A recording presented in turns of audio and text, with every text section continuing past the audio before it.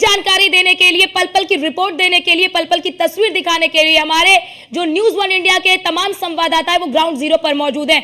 एटा से हमारी संवाददाता आस्था तिवारी मौजूद है, हाथरस से अतुल आपको सारी जानकारी देंगे और मैनपुरी से वर्षा हमारे साथ जुड़ चुकी है। लेकिन सबसे पहले वर्षा आपका रुख करूंगी मैनपुरी से, क्या सुराग मिल पा रहा है, कहां है बाबा, क्या बाबा की जानकारी मिल पा रही है?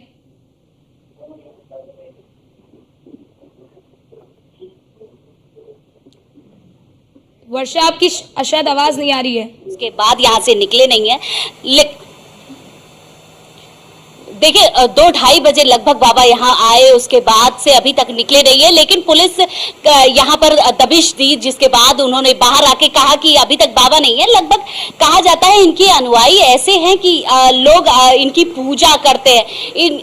क्योंकि यहाँ पर अगर आप स्थिति देखेंगे तो ऐसी सजावट है यहाँ पर कि लोग स्वागत करते हैं, पूजा करते हैं इनकी। यहाँ के अनुयायी इनके पानी, इनके जल के लिए आते हैं और फिर उसके बाद इनकी पूजा जो होती है वो दूध से होती है। और दूध से, जिस दूध से पूजा होती है, जिस दूध से उनका स्नान कराया जाता है, उस दूध की खीर बना के अनुयायियों की बीच में बांटा जाता है, उसको प्रसाद माना जाता है। देखिए आपने एक आश्रम मूवी देखी होगी, सेम उसी तरह यहाँ का फीचर दिखाई दे रहा है कि जैसे जैसे उसके सेवादार पीछे पीछे रहते थे, सेवादार पूरी पहरा देते थे, सेवादार ही सारी चीजें करते थे, उसी तरह सेम इस आश्रम की स्थिति दिखाई दे रही है। सेवादार पहरा करते हैं, सेवादार सारी सुरक्षा व्यवस्था देखते हैं, सेवादार हर तरीके से बाबा के अगल बगल लगे हुए थे। बाबा बड़े वीवीआईपी हैं। देखिए बाबा भगवानहारी नहीं है, बाबा सूट बूट पहनते हैं, बड़े ही वीवीआईपी तरीके से रहते हैं, काफिला लेकर निकलते हैं। लगभग 30 एकड़ में बसा हुआ इनका ये आश्रम काफी लंबा फैला हुआ है। यहाँ पर लोग आते हैं, मिलते हैं बाबा से, बाबा के जल को लेने के लिए, बाबा से मिलने के लिए और बाबा को जानने के लिए। क्योंकि कहते हैं कि जो इनके आश्रम में नल का जल है उसको लेने के बाद, पीने के बाद लोगों के कष्ट दूर होते हैं। तो जाहिर सी बात है कि लोग अलग अलग जगह से आते हैं। देखिए अंधभक्त होना बहुत बड़ी बात होती है। जिस तरह से उस सभा में हुआ, हाथरस में जो घटना हुई, उसको देखकर एक चीज साफ तौर पे कहा जा रहा है कि लगभग 50,000 की जो भीड़ आई उसमें इतने सारे लोग कैसे मरे। क्योंकि एक वर्षा ये दरवाजा बंद है क्या?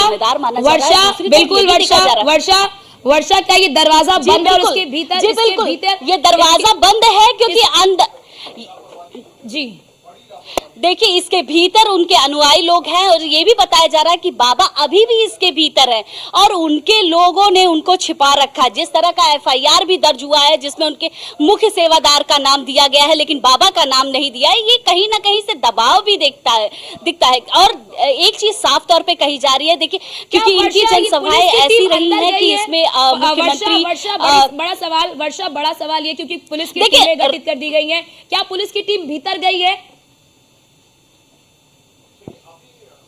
देखिए रात में लगभग दबिश दी गई थी, यहाँ पर पुलिस की टीम अंदर गई थी और जांच पड़ताल किया था। उसके बाद अभी तक चारों तरफ पुलिस की टीम लगा दी गई है लेकिन अभी कोई पुलिस की टीम अंदर नहीं है। लेकिन रात के समय में जो जानकारी मिली थी, जिससे ये साफ तौर पे उनकी बाइट भी आई थी, जिसमें उन्होंने कहा कि अभी कोई भी टीम यहाँ पर नहीं है, कोई भी बाबा अंदर नहीं है, उनके अनुयायी लोग हैं वो साफ तौर पर कह रहे हैं कि यहाँ पर बाबा नहीं है। लेकिन कुछ अनुयायियों ने ही खुद कैमरे के सामने आके कहा कि लगभग 2-2:30 बजे के करीब बाबा यहां पर पहुंच चुके थे।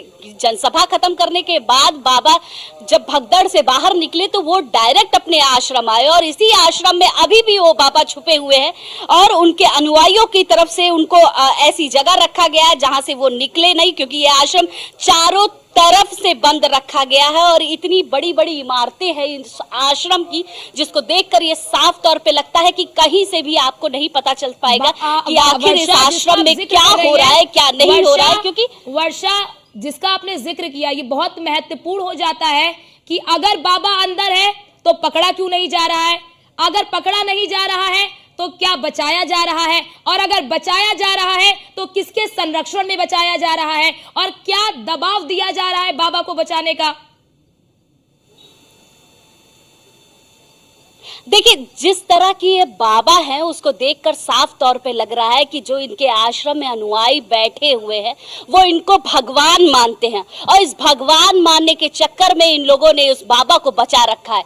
इस बड़े से पूरी बिल्डिंग में एक चीज साफ तौर पे देखने को मिल रहा है कि अभी तक कोई गया नहीं, केवल भक्तों के अलावा इस आश्रम में कोई नहीं गया। ना कभी मीडिया की एंट्री हुई है, ना कभी पुलिस की एंट्री हुई है। जिस तरह से ये भगदड़ मची और सारी घटनाएं हुई, इसको देखकर साफ तौर पे लगता है कि इस बार पुलिस की टीम अंदर जा रही है और उसके साथ ही साथ बाबा को खोज रही है, लेकिन बाबा नहीं मिल रहे हैं। ये साफ तौर पे कहना है कि बाबा क्यों नहीं मिल रहे हैं। जो बाबा 2:30 बजे के करीब इस बिल्डिंग में आ चुके थे, जो इस आश्रम में आ चुके थे, इस वीवीआईपी आश्रम में आ चुके थे, वो कहाँ गए और कहां उनको किस जमीन ने खा लिया। साफ तौर पे एक बात कही जा रही है कि इस आश्रम में लगभग हजारों की संख्या में अनुयायी रहते हैं, हजारों की संख्या में लोग रहते हैं जो बाबा की पूजा अर्चना करते हैं। बाबा को एकदम वीवीआईपी कल्चर दिया जाता है, जो कहा जाता है कि ट्रीटमेंट देना। वर्षा, बड़ा सवाल ये भी जिसका आपने जिक्र किया कि आखिरकार जब 2:30 बजे बाबा यहाँ पर पहुंचे तो उनको जमीन निगल गई या आसमान खा गई, ये सवाल अपने आप में बहुत बड़ा खड़ा होता है।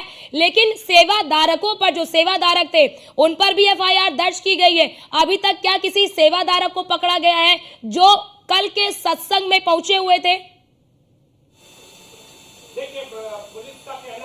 देखिए, जिस तरह का एफआईआर दर्ज हुआ है उसमें प्रमुख सेवादार सूरज का नाम साफ तौर पे देखा जा रहा है। उसके साथ साथ कई लोगों को के ऊपर ये एफआईआर किया गया, लेकिन बाबा के ऊपर कोई एफआईआर नहीं किया गया है, क्योंकि बाबा इससे पहले भी बहुत सारी जनसभाएं कर चुके हैं। बाबा के बारे में पुराना इतिहास रहा है। कोविड काल में उन्होंने 50 लोगों की संख्या मांगी थी और उसके बाद 50,000 लोगों की भीड़ हुई थी, जिसमें उन पर मुकदमा दर्ज था।